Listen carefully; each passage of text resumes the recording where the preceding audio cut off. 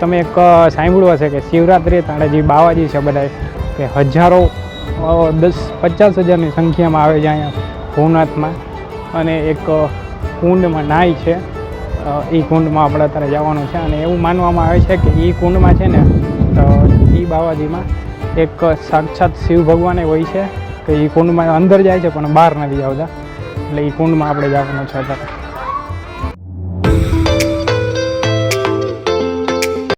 એક મસ્ત નજારા દેખાડો. જોઈ લે ભાઈ સાહેબ, એકદમ સોલિડ નજારો છે. અહીંથી સીધું જ છે ભવનાથ. આઈ થિંક 1-2 કિલોમીટર જ હશે. અને મેં થોડાક ટાઈમ પહેલાં જ જોયું હતું, હજી કે 2 થી 3 દિવસ પહેલાં જ આ રસ્તા ઉપર છે ને સિંહ ને વાઘ આટા મારતા હતા કે સિરિયસલી. એટલે આપણે અહીંથી નીકળી આગળ. ફાઇનલી આપણે પહોંચી ચૂક્યા છીએ ભવનાથ પ્રવેશ દ્વાર. તમે જોઈ શકો છો. તો તમે એક સાંભળ્યું હશે કે શિવરાત્રિએ તાળાજી બાવાજી છે બધા કે હજારો 10-50 હજારની સંખ્યામાં આવે છે અહીંયા ભવનાથમાં અને એક કુંડમાં નાય છે. એ કુંડમાં આપણે અત્યારે જવાનું છે અને એવું માનવામાં આવે છે કે એ કુંડમાં છે ને એ બાવાજીમાં એક સાક્ષાત શિવ ભગવાન હોય છે કે એ કુંડમાં અંદર જાય છે પણ બહાર નથી આવતા. એટલે એ કુંડમાં આપણે જવાનું છે અત્યારે. અને આ છે ભવનાથ મહાદેવનું મંદિર. આપણે જાય અંદર. ટ્રાફિક એ અત્યારે સારું એવું છે. તમે જોઈ શકો છો મંદિર.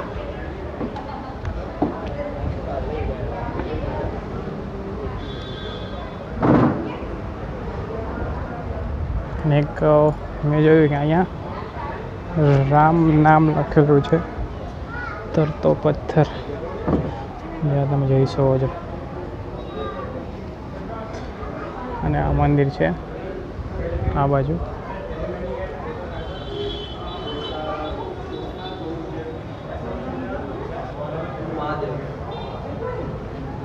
નો ભાગ છે અને ત્યાંથી આ બાજુ જવાશે.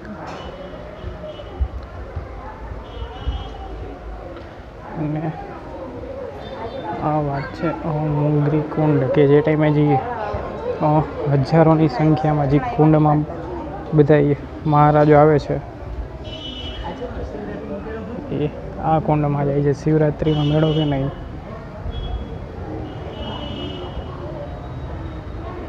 અને આ કુંડમાં જાય છે અને હજારોની સંખ્યામાંથી એવું માનવામાં આવે છે કે એક એમાંથી શિવ ભગવાન હોય છે કે જે અંદર જાય છે પણ બહાર નથી આવતા. એટલે એ કુંડ છે આ.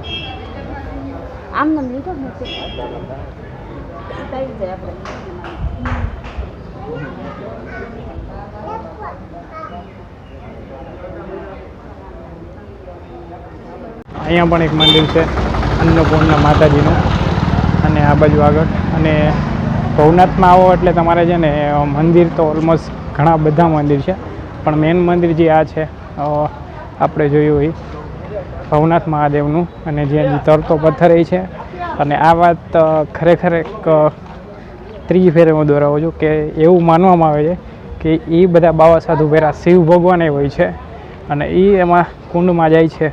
અને એ કુંડનો છેડો હજી લગી કોઈ માપ્યો જ નથી. કેટલું ઊંડું છે ને એ કોઈ માપી જ નથી શક્યું. બાકી આ સામે છે ગિરનાર પર્વત. અને જે બાવા સાધુ બધાને રોકાવા માટેનું આ બધું બનાવ્યું છે. આ જોઈ શકો છો તમે. અને અહીંયા નાસ્તા માટે સારી સ્ટોલો મળી જશે. અને હોટલો નથી પણ ધર્મશાળા. માની લો કે ધર્મશાળા છે ને ઘણી બધી ધર્મશાળા છે આ બાજુ. ભારતીય ઘણા બધા આશ્રમ હોય છે, ભારતીય આશ્રમ એવા મોટા મોટા. અને બાકી આ તમે જોઈ શકો છો ભવનાથ. એ જૂના અખાડા પંચદત્તરામ જૂના અખાડા. ઓ ભાઈ સાહેબ, કદી તકડું મોટું બનાવેલું છે સ્પેશિયલી સાધુઓ માટે.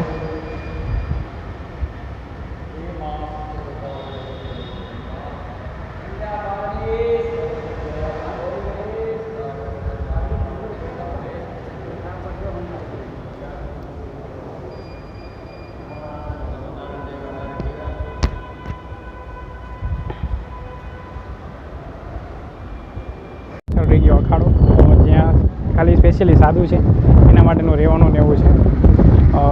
મને પ્રસાદી દીધી એક મસ્ત લાપસીની, ત્યાં હિન્દીમાં બોલતા હતા સાધુ, એટલે વધારે પડતા સાધુ છે ને લગભગ ગુજરાતની બહાર નહીં છે, કારણ કે અહીંના હોય તો તેમને ગુજરાતી આવડવું જોઈએ ખરેખર. મને કે ભગતસિંહ જે ટોપી લગાવીએ હું છે જ ભગતસિંહ જે છે, મેં કીધું બરોબર, એટલે અહીંના નહીં હોય.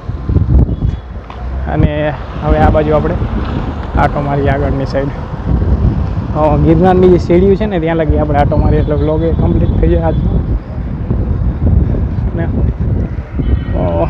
અખાડા ને બધું જોઈ શકો તમે.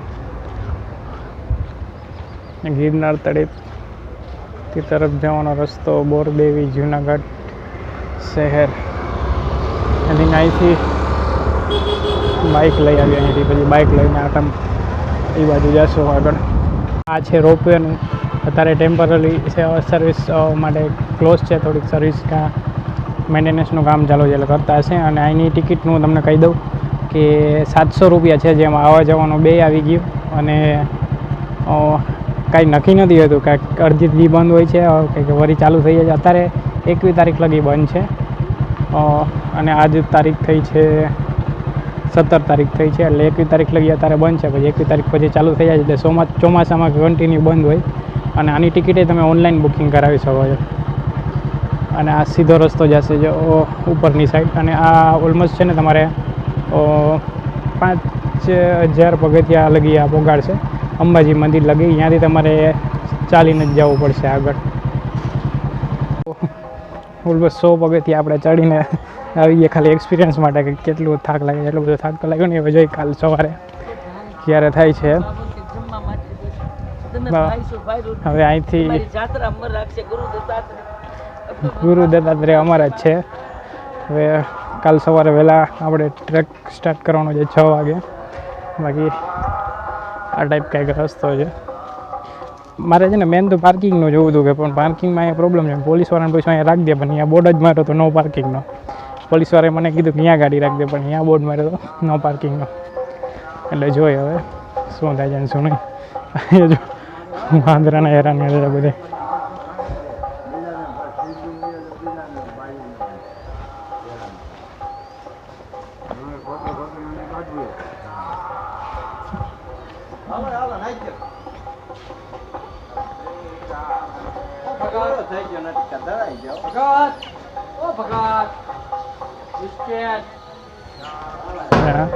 સો પગથિયા ચડી ગયા હતા, હવે નીચે ઉતરું છું.